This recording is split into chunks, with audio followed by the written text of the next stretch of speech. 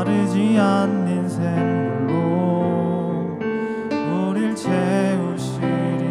우리 모두 예배하는 자 되어 온전히 영과 진리로 주를 예배하자. 주가 우리와 함께 영원히 함께 하시고 마르지 않는 샘물로 우릴 채우시리라.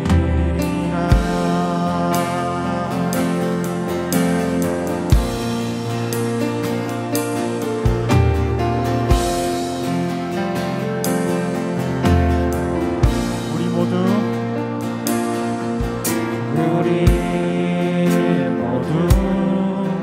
예배하는 자 되어 온전히 영과 진리로 주를 예배하자. 주가 우리와 함께 영원히 함께 하시고 마르지 않는 샘물로 우릴 채우시리.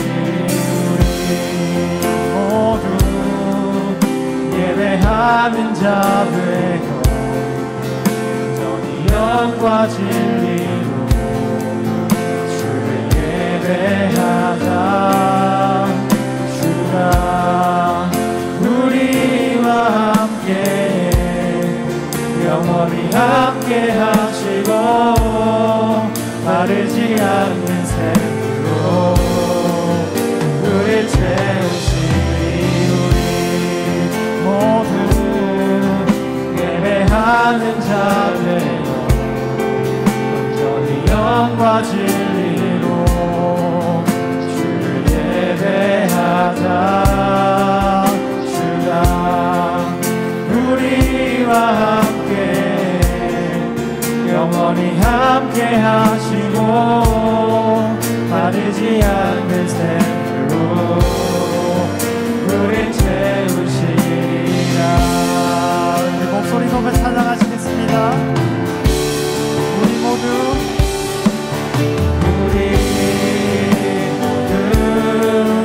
예배하는 자 되어 온전히 영과 진리로 주를 예배하자. 주가 우리와 함께 영원히 함께 하시고 마르지 않는 샘물로 우릴 채우시리. 우리 모두 예배하는 자 되어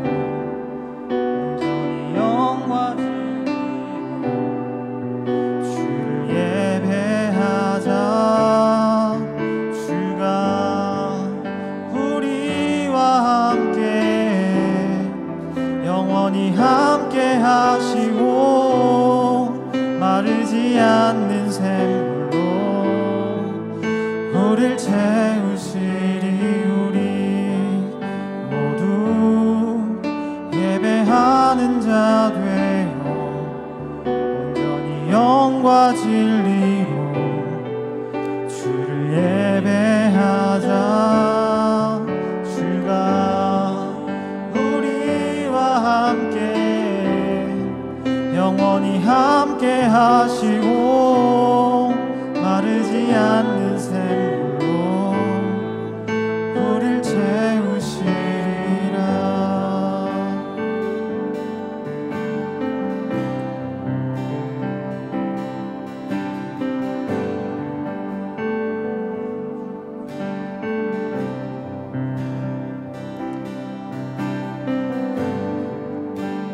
주님 곁으로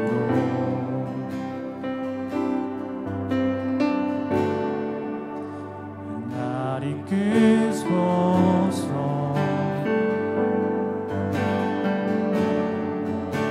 내 모든 것 다 드리려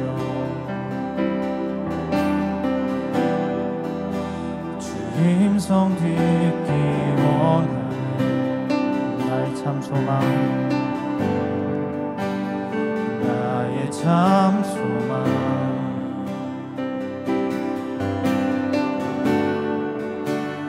그 무엇과도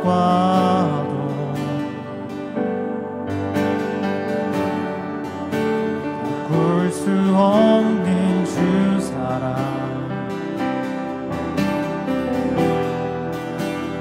그만에 나한 길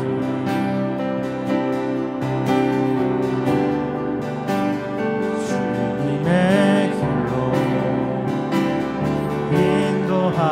인도하소서. 주님만이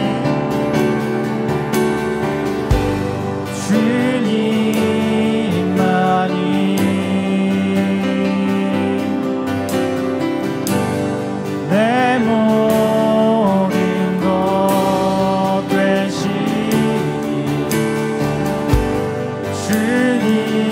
주님만이 더 알게 하소서. 주님 곁으로 주님 곁으로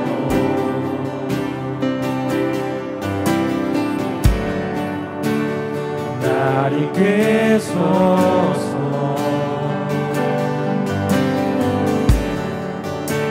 내 모든 것 다 드리며 주님 성 듣기 원하네.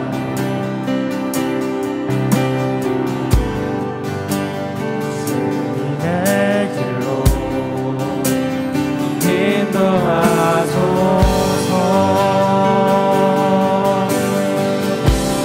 주님만이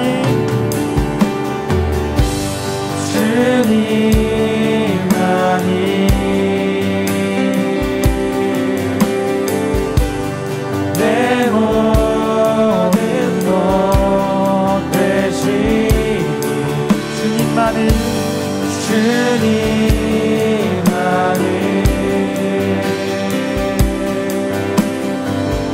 더 알게 하소서. 주님만이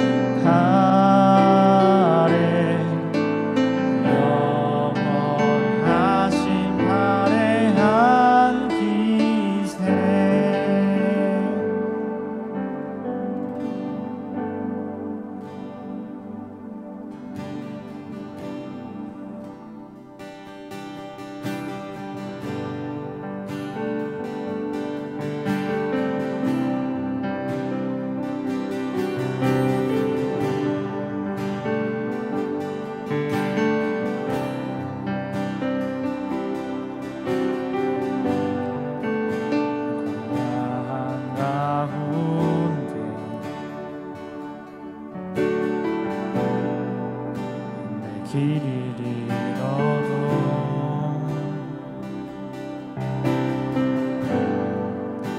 참된 길이 되시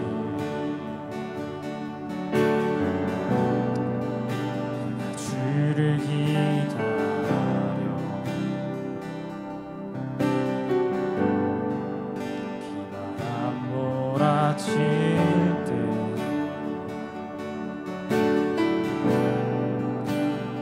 믿음 흔들려도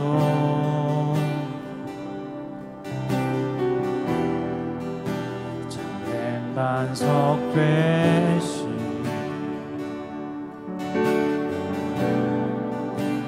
주를 기다려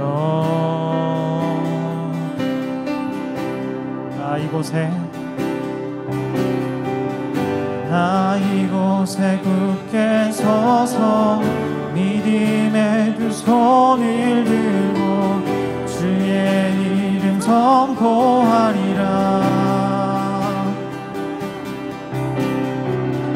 나 이곳에 굳게 서서 믿음의 두 손을 들고 주의 이름 선포하리라.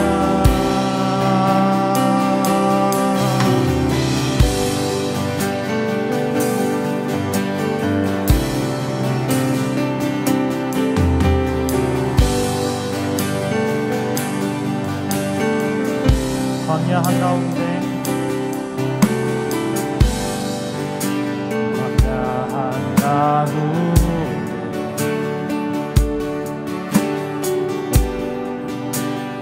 길을 잃어도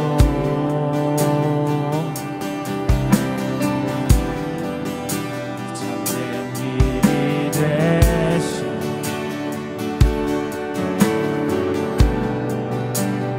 주를 기다려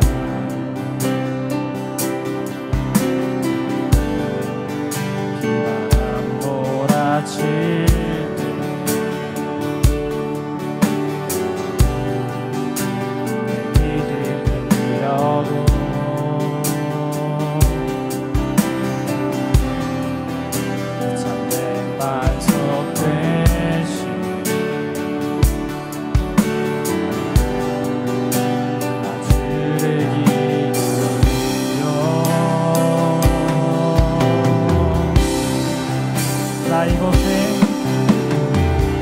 나 이곳에 굳게 서서 믿음의 두 손을 들고 주의 이름 선포하리라.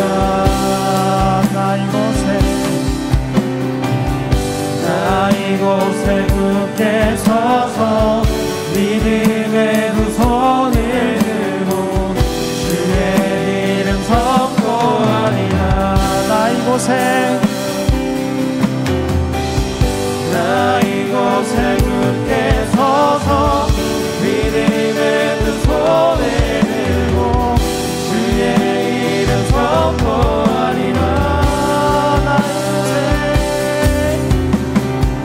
나 이곳에 굳게 서서 믿음의 두 손을 들고 주의 이름 선포하리라. 나 이곳에 굳게 서서 믿음의 두 손을 들고 주의 이름 선포하리라. 나 이곳에 굳게 서서 믿음의 두 손을 들고 주의 이름 선포하리라. 괜찮아 네가 무엇이냐 너는 내 앞에서 평지가 되리라. 괜찮아 네가 무엇이냐 너는 내 앞에서 평지가 되리라. 광야의 길을 사막의 강을 광야의 길을 사막에 가는 주가 만드시네 광야의 길을 사막에 가는 광야의 길을 사막에 가는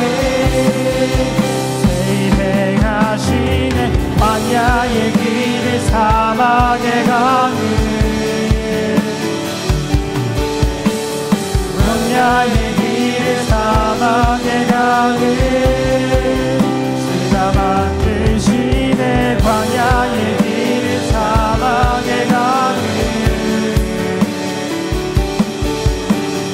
광야의 길을 사막에 가는 자 이곳에 굳게 서서 믿음의 두 손을 들고 주의 이름 선포하리라 나 이곳에 굳게 서서 믿음의 두 손을 들고 주의 이름 선포하리라 나 이곳에 굳게 서서 믿음의 두 손을 들고 주의 이름 선포하리라 나 이곳에 굳게 서서 두 손을 들고 주의 이름 선포하리라 나 이곳에 굳게 서서 믿음의 두 손을 들고 주의 이름 선포하리라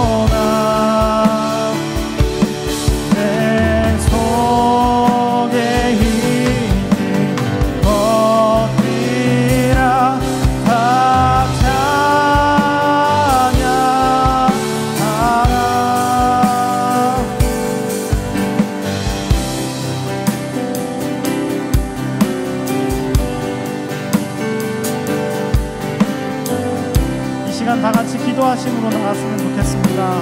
아버지 이 시간 우리 마음 가운데 임하시옵소서. 우리가 이 시간 주님을 찬양합니다. 진정으로 주님을 갈망합니다. 주님의 그 성령님을 이곳에 부어주시옵소서. 이 시간 온전히 주님을 만나고 돌아갈 수 있는 시간 될 수 있게 달라고 주님의 이름 부르시면서 기도드리시겠습니다.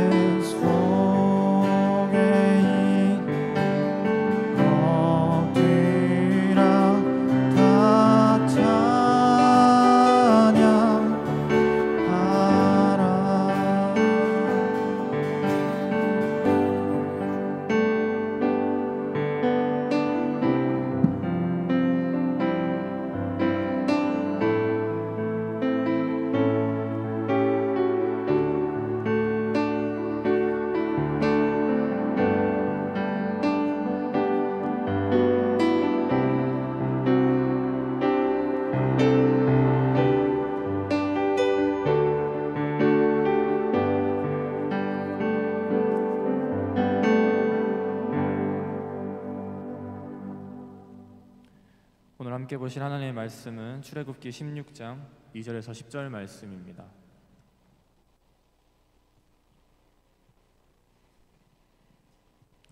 출애굽기 16장 2절에서 10절 말씀입니다.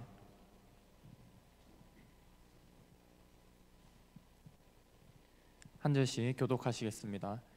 이스라엘 자손 온 회중이 그 광야에서 모세와 아론을 원망하여 이스라엘 자손이 그들에게 이르되 우리가 애굽 땅에서 고기 가마 곁에 앉아 있던 때와 떡을 배물리 먹던 때에 여호와의 손에 죽었더라면 좋았을 것을 너희가 이 광야로 우리를 인도해 내어 이 온 회중이 줄여 죽게 하는도다. 그때 여호와께서 모세에게 이르시되 보라 내가 너희를 위하여 하늘에서 양식을 비같이 내리리니 백성이 나가서 일용할 것을 날마다 거둘 것이라. 이같이 하여 그들이 내 율법을 준행하나 아니하나 내가 시험하리라. 여섯째 날에는 그들이 그 거둔 것을 준비할지니 날마다 거두던 것에 갑절이 되리라. 모세와 아론이 온 이스라엘 자손에게 이르되 저녁이 되면 너희가 여호와께서 너희를 애굽 땅에서 인도하여 내셨음을 알 것이요 아침에는 너희가 여호와의 영광을 보리니 이는 여호와께서 너희가 자기를 향하여 원망함을 들으셨음이라. 우리가 누구이기에 너희가 우리에게 대하여 원망하느냐. 모세가 또 이르되 여호와께서 저녁에는 너희에게 고기를 주어 먹이시고 아침에는 떡으로 배불리시니 이는 여호와께서 자기를 향하여 너희가 원망하는 그 말을 들으셨음이라. 우리가 누구냐. 너희의 원망은 우리를 향하여 함이 아니요 여호와를 향하여 함이로다. 모세가 또 아론에게 이르되 이스라엘 자손의 온 회중에게 말하기를 여호와께서 가까이 나오라. 여호와께서 너희의 원망함을 들으셨느니라 하라. 함께 읽겠습니다. 아론이 이스라엘 자손의 온 회중에게 말하매 그들이 광야를 바라보니 여호와의 영광이 구름 속에 나타나더라. 아멘. 훈련을 제대로 받아야 실전에서 승리한다라는 주제로 말씀 전해주시겠습니다.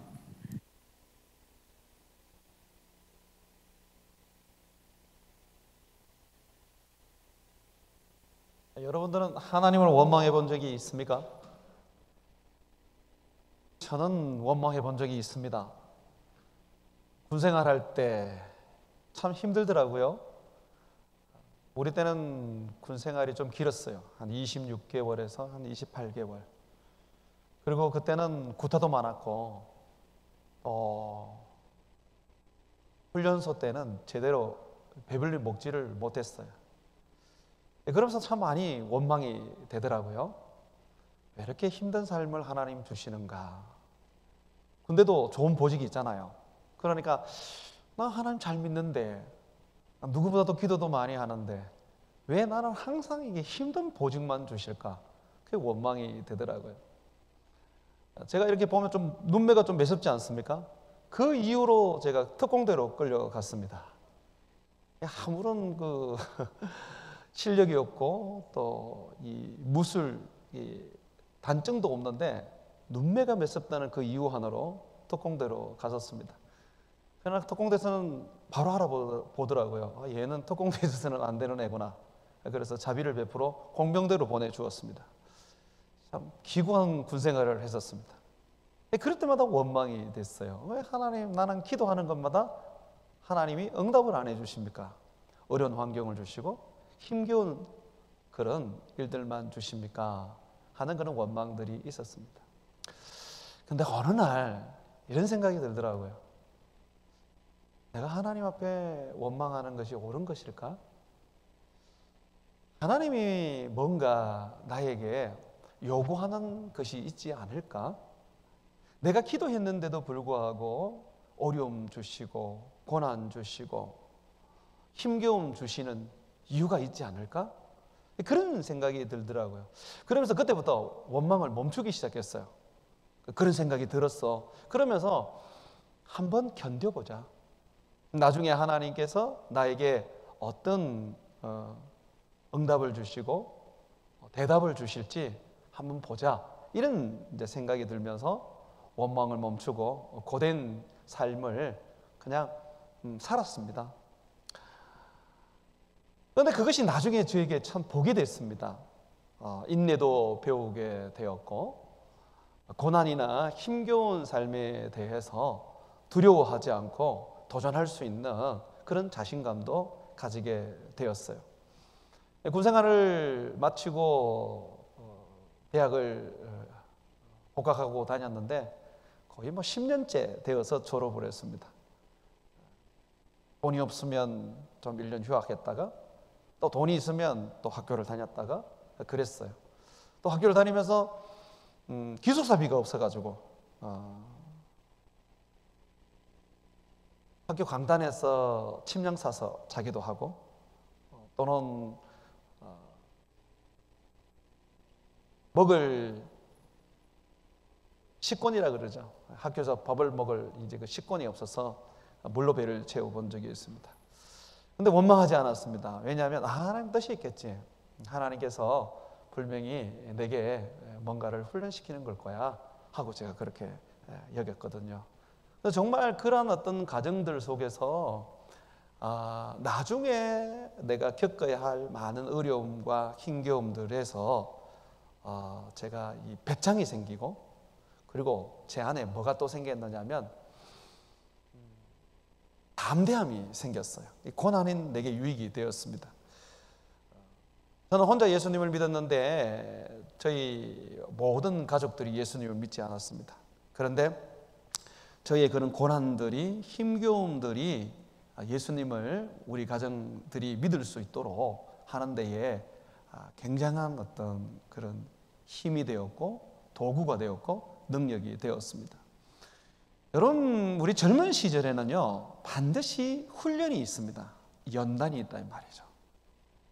그런데 이것을 무시하고 바로 실전으로 들어가려고 하는 경향이 있습니다. 정말 그거는 여러분들이 오해입니다. 하나님은 연단을 주십니다. 분명히 우리에게 훈련을 주십니다. 이스라엘 백성들이 가나안 땅에 들어가기 전 광야 40년 생활을 했습니다. 이스라엘 백성들에게 있어서 가나안은 실전입니다. 광야는 하나의 연단에 불과할 뿐이었습니다. 근데 거기서 40년을 연단받았어요. 얼마나 대단한 사람들이기에 그렇게 40년을 훈련을 받았을까요?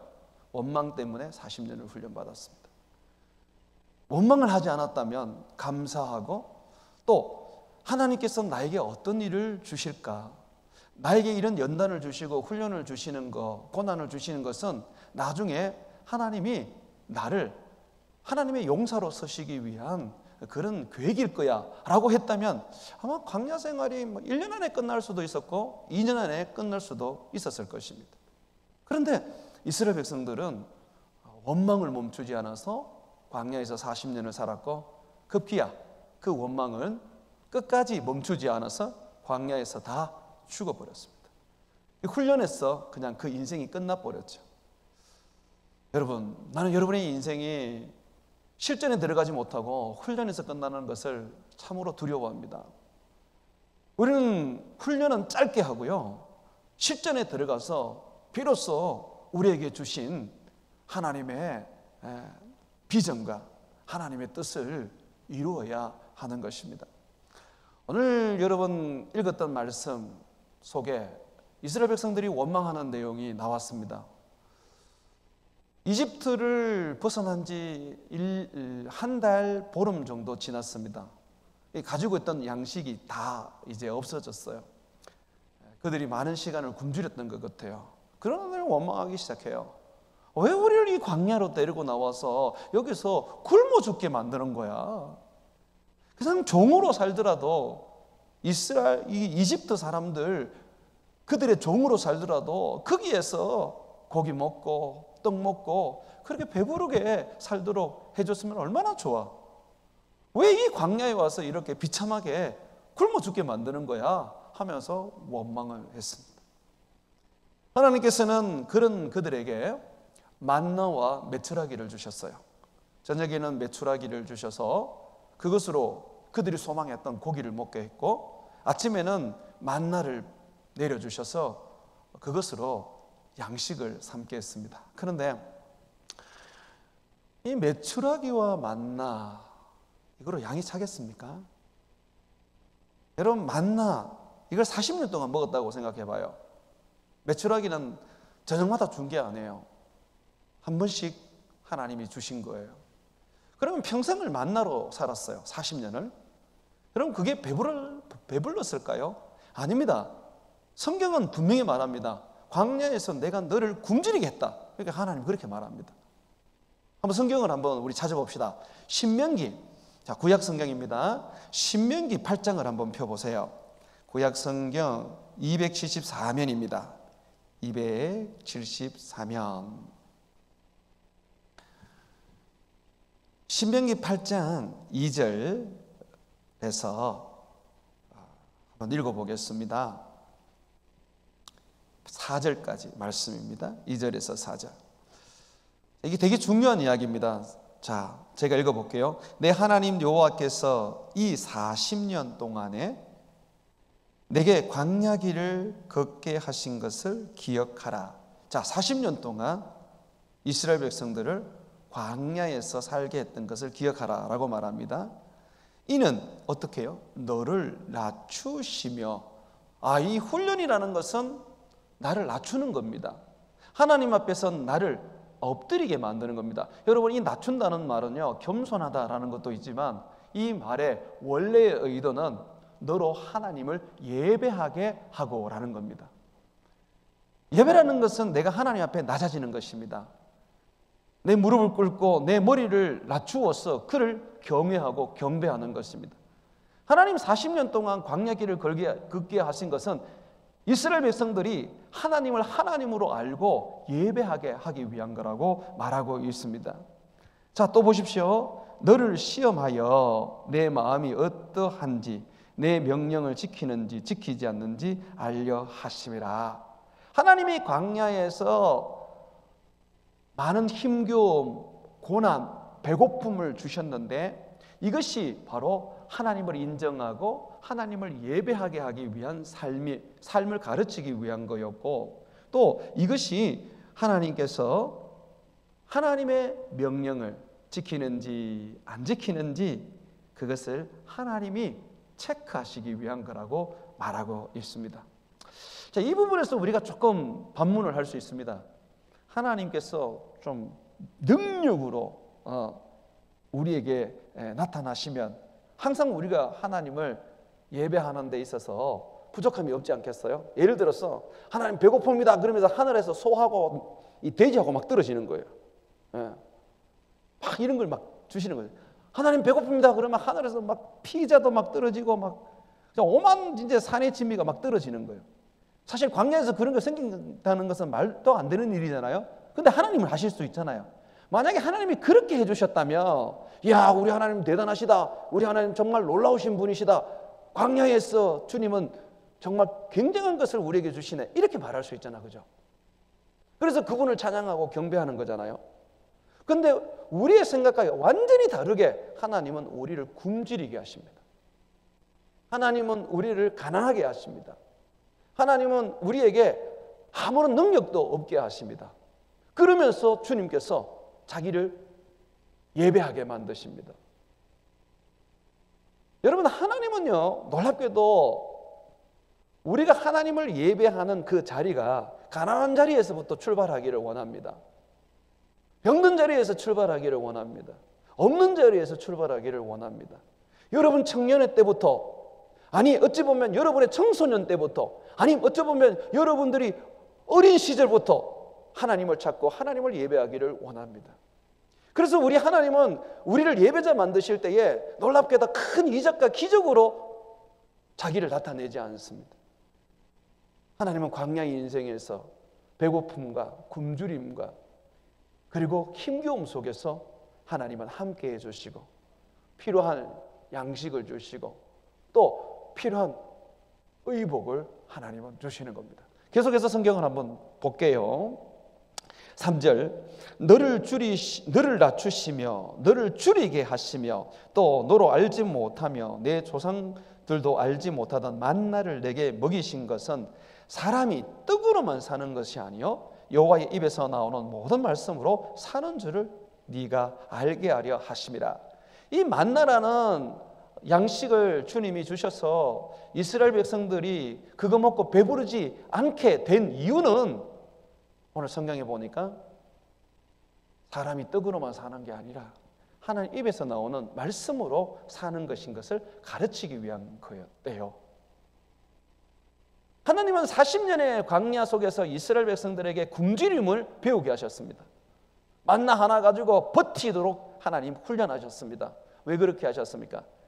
네가 나중에 풍요해지고 또 네가 나중에 이 먹을 것이 많아졌을 때 그 먹을 것과 그 풍요한 세상 물질로 인하여 우리가 흔들리지 않고 그것으로 인하여 우리의 마음을 뺏기지 않도록 하기 위한 거예요.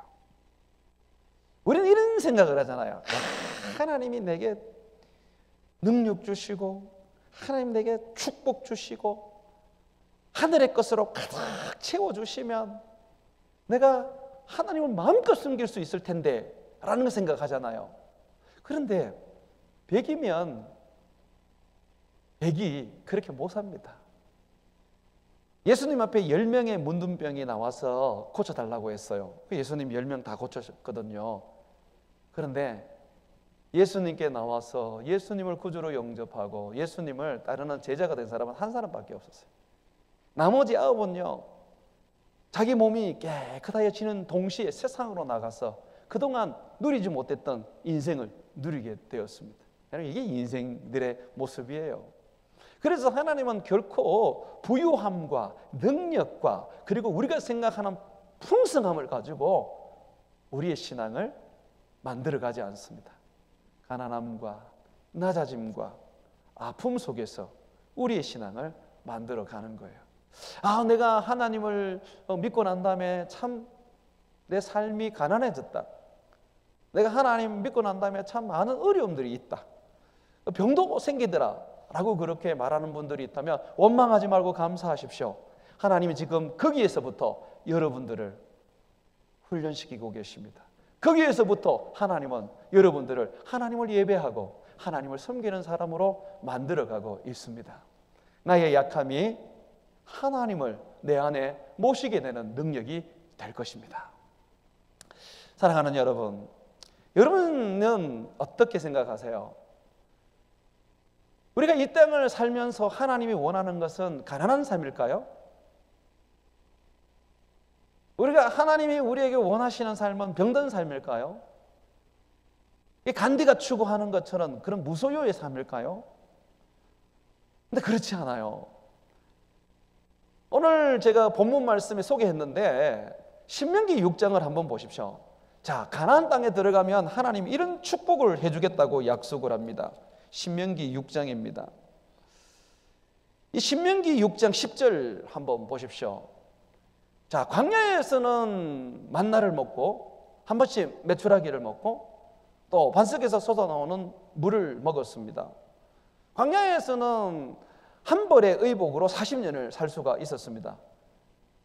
또 얼마나 신발도 하나님이 안 떨어지게 하시는지 40년 동안 신발이 떨어지지가 않는 거예요. 발이 부러뜨지가 않아요. 자, 그런데 가나안은 달라집니다.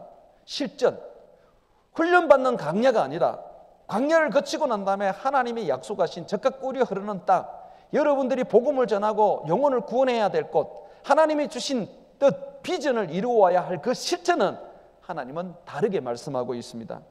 이 신명기 6장 10절에 보게 되면 내 하나님 여호와께서 내 조상 아브라함과 이삭과 야곱을 향하여 내게 주리라 맹세하신 땅으로 너를 들어가게 하시고, 자, 그곳에서 한번 보십시오.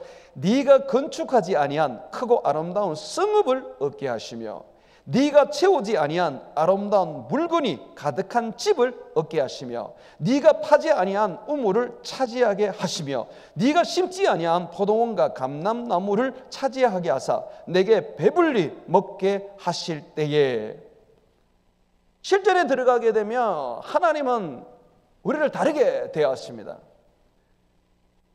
하나님의 뜻을 이루어야 하고 하나님의 나라를 임하게 만들어야 하는 그곳에서는 더 이상 하나님은 만나를 주지 않습니다.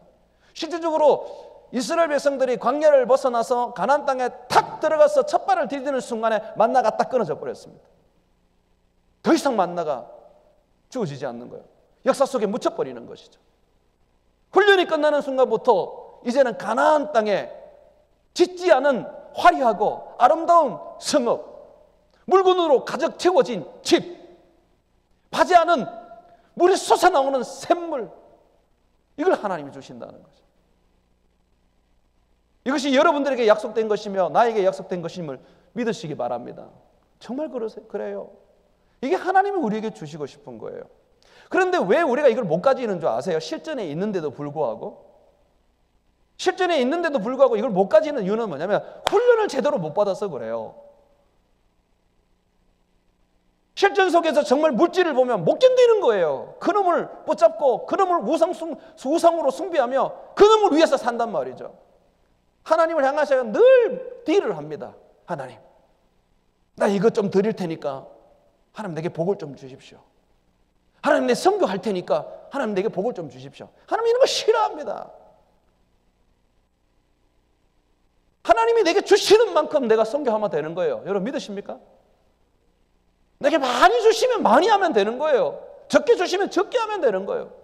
내 믿음의 분량대로 하나님이 물질을 주실 것이고 내 이 땅 가운데에 하나님께서 내게 세상을 맡기실 것인데 내가 아름다운 청진기로 충성된 청지기로 하나님 집 맡은 집사처럼 그렇게 내가 사용하면 되는 거예요. 하나님 앞에 딜하지 마십시오.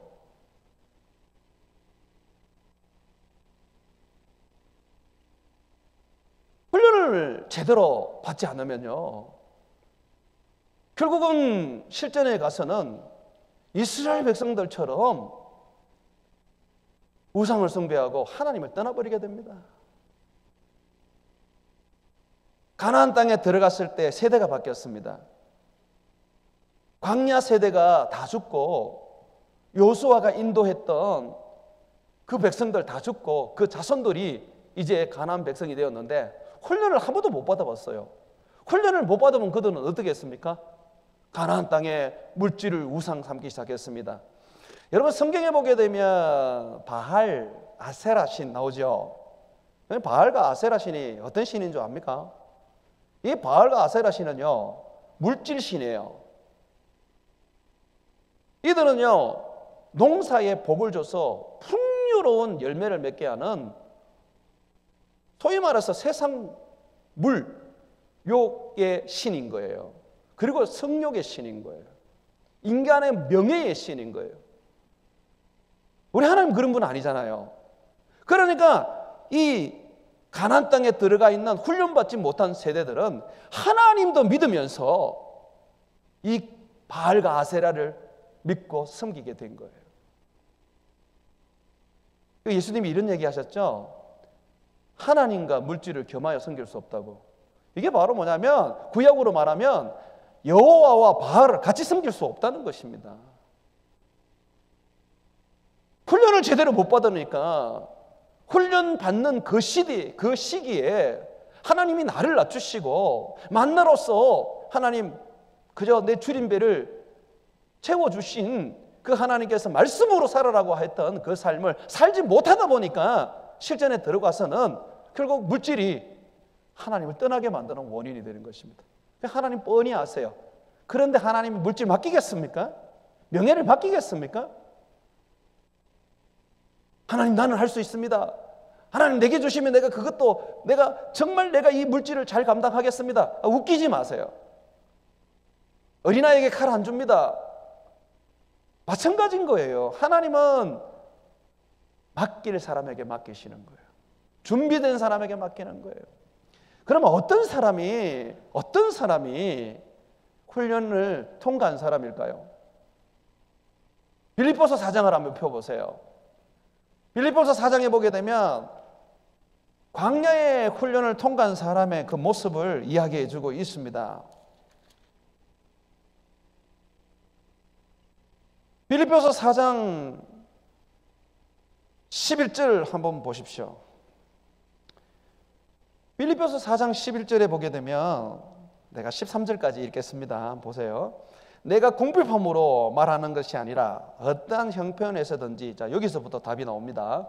어떠한 형편이든지 나는 자족하기를 배웠노라. 이 자족이라는 것은 스스로 만족한다라는 것입니다. 12절에 보십시오. 나는 비천에 처할 줄도 알고, 비천이라는 것은 정말 낮아진 거예요. 가난해진 거예요. 사람들에게 막 짓밟히는 그런 거예요. 업신여김을 받는 거예요. 또 보십시오. 또 풍부에 처할 줄도 알고, 이거는 반대의 개념인 거예요. 이건 정말 막 풍요로운 것이고 넘치는 거예요. 또 보십시오. 모든 일 곧 배부름과 배고픔과 풍부와 궁핍에도 처할 줄을 아는 일체의 비결을 배웠노라. 일체의 비결을 배워야 돼요. 가난할 때도 하나님을 섬기고, 부할 때도 하나님을 섬기고, 사람들에게 짓밟힐 때도 하나님을 섬기고, 사람들이 높이며 우러러 볼 때도 하나님을 섬길 수 있는 인물 되어야 하는 것입니다. 요셉이 그런 인물이었잖아요. 다니엘이 그런 인물이었지 않습니까?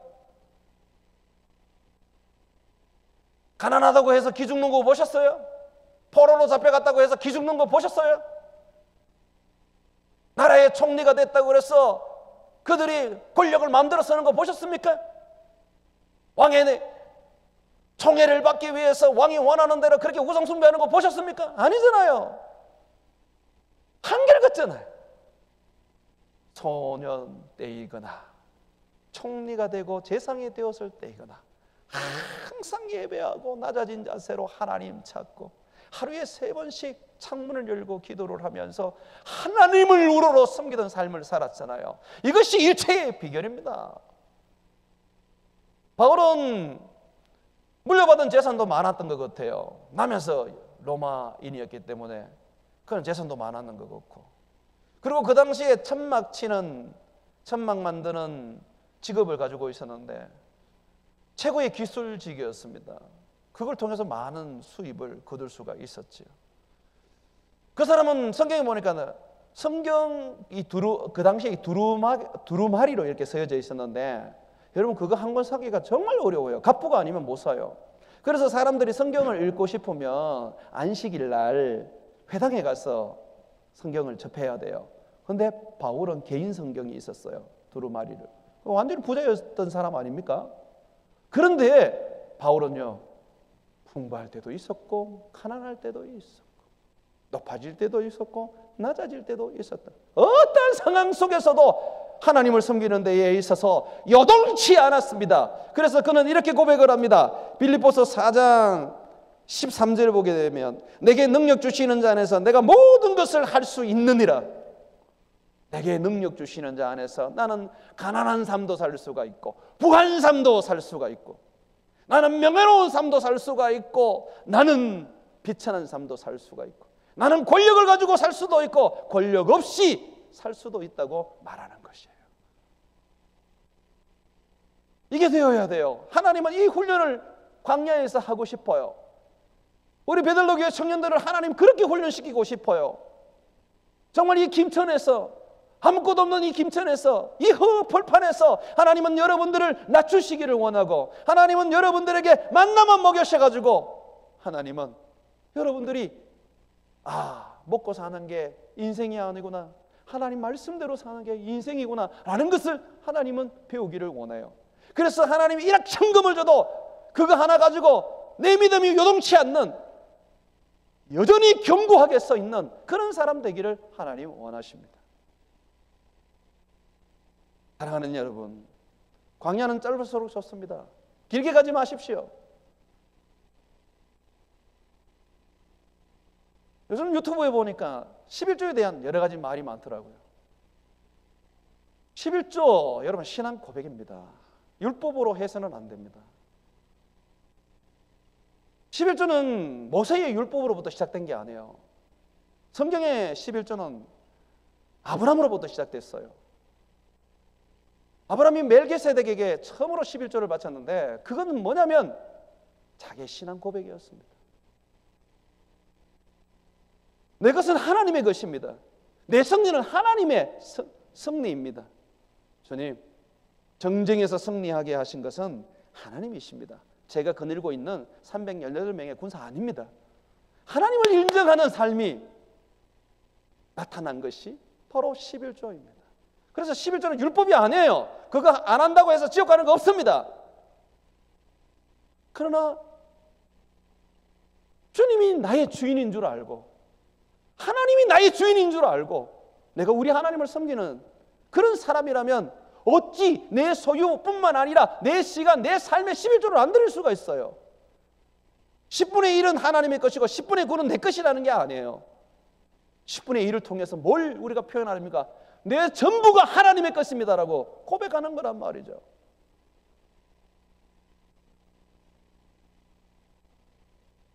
우리의 삶에 있어서 작은 것 하나 제대로 신앙 고백할 줄 모르면서 뭘 나중에 큰 일을 하나님께 할 수 있다고 우리가 그렇게 자신할 수 있겠습니까?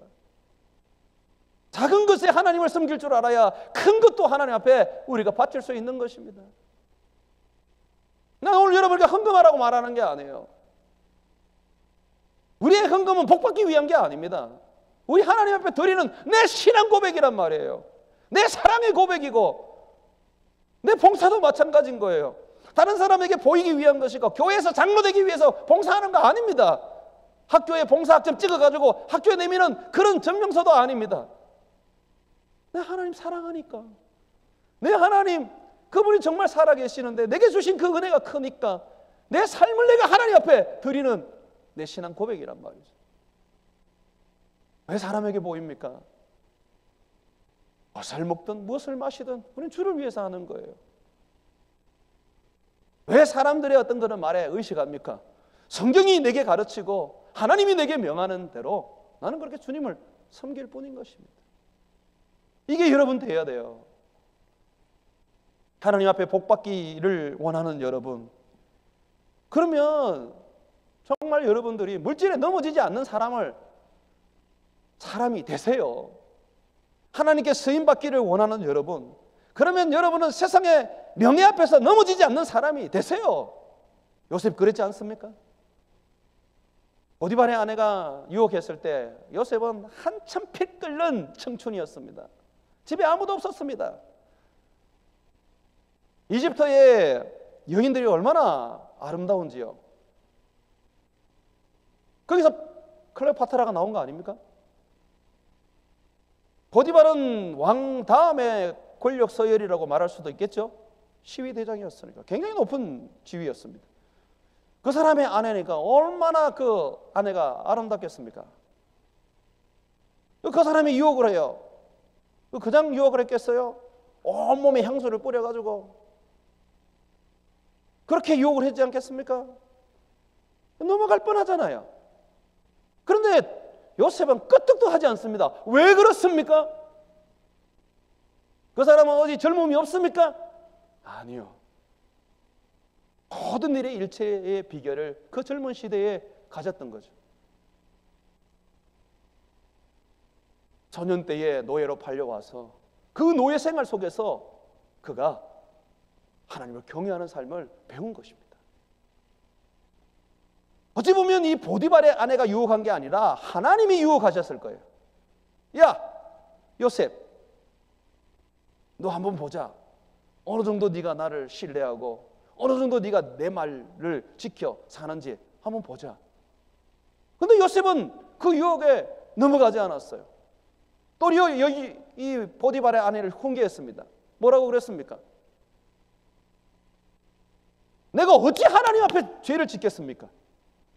항상 하나님 앞에 사는 삶이었기 때문에 죄를 지을 수가 없었던 거죠. 그 시험에 넘어가지 않았어요. 하나님이 하늘에서 보시면서 뭐라 그랬어요? 뭐라 그랬겠습니까? 이야, 요셉 통과야. 그러면서 하나님, 그런데 하나 더 봐야 되겠다. 그러면서 하나님께서 정치인 수용소에 집어넣어서 정말 고통스럽게 했잖아요. 그런데도 그는 하나님을 붙잡고 삽니다. 결국 나이 30에 하나님은 그를 들어서 이집트의 총리로 삼아 온 땅에 여호와만이 하나님인 것을 보여주셨습니다. 우리가 그런 인생 되어야 됩니다. 왜 우리가 요셉을 보면서 닮아야 하느냐? 요셉이 잘된 것을 담는 게 아니라 그가 어떤 상황 속에서도 하나님을 두려워하고 하나님을 경외하는 예배자의 삶을 살더라는 겁니다. 교회 와서 막 뜨겁게 찬양하고 막 방방방방 뛰어다니면서 그렇게 예배하면 뭡니까? 나가가 술 한잔 먹고 밤새도록 게임하고 그러면 안 된단 말이에요. 게임하지 말라는 게 아니에요. 절제를 해야 돼요. 게임하면서 하나님께 물어보세요. 하나님 내가 얼마만큼만 할까요? 그럼 하나님이 딱 허락하는 것만 하고 들어가요. 우리의 삶의 모든 것들 자유라 그래서 내 마음대로 하면 안 돼요. 하나님이 우리에게 주신 인생이고 우리는 주님의 종이니까 주님 뜻대로 살아야죠. 그렇지 않습니까? 우리에게 물질을 주셔도 그 물질 주님을 위해서 쓰는 거 아닙니까? 그죠? 내게 주신 어떤 기업이 있고 또 직장이 있다. 그게 내게 주신 하나님의 나라 아닙니까? 그럼 거기서 내가 주를 위해서 사는 거 아닙니까? 그렇게 되어야 하나님이 우리에게 더 많은 걸 맡겨주시고 하나님이 가나안 땅에 들어가서 주겠다고 약속한 네가 짓지 않은 집, 네가 파지 않은 우물, 네가 한 번도 보지 못한 아름다운 성읍 내가 주마. 내가 다 맡긴다. 하나님이 믿고 맡길 수 있는 그런 인물 되십시오. 요셉같이, 다니엘같이, 그런 바울 같은 인물 되십시오. 물질 앞에서 흔들리지 않고 언제든지 과감하게 돌멩이처럼 여기고 벌써버리고 던져버릴 수 있는 그런 인물 되십시오. 오직 여호와 내 하나님 한 분 붙잡고 우리 주 예수 그리스도를 위하여 모든 것을 배설물로 여기고 살아갈 수 있는 그런 인물 되십시오. 그러면 하나님이 됐다! 이제 실전에 들어가자. 그러시면서 하나님이 맡겨주시는 거예요. 놀라운 일들을 이루어 주시는 거예요. 북한이 여러분의 손에 있고요. 저 중국이 여러분의 손에 있는 거예요. 세계가 여러분의 손에 있습니다. 금도 내 것이요 은도 내 것이요 온 인류가 내 것이라고 하시는 하나님이 그의 마음에 합한 자에게 맡겨주실 것입니다. 그런 자가 누굽니까? 훈련에서 통과한 자죠. 다윗 생각해봐요. 다윗이 골리앗을 죽이고 영웅이 되었습니다. 그러나 얼마 가지 않아서 결국은 광야로 쫓겨서 도망자로 살잖아요. 근데 그게 뭡니까? 하나님이 그를 낮추시고 줄이게 하시고 그를 하나님이 시험하시고 연단하시고 다윗이 어때요? 잘 이겼잖아요. 믿음으로 이겼잖아요. 그랬더니 하나님이 마침내 이스라엘의 왕으로 삼으셔 그가 원하는 뜻을 그를 통하여 다 이루었지 않습니까? 훈련 받으십시오. 짧으면 좋습니다. 길 필요 없습니다. 40년 동안 가는 것은 허망한 인생을 사는 것입니다. 하나님 앞에 내려놓을 줄 알고 버릴 줄 알고 오직 여호와만 경외하고 여호와만 의지하고 어떠한 상황 속에서도 내게 능력 주시는 자 안에서 능치 못할 것이 없다는 믿음 가지고 가난도 이기고 부한 삶을 살아도 그 부한 것에 매이지 않고 그 부한 것을 가지고 가난한 사람에게 나눠줄 수 있는 그런 넉넉한 인생 되시기를 주의 이름으로 축원을 드립니다.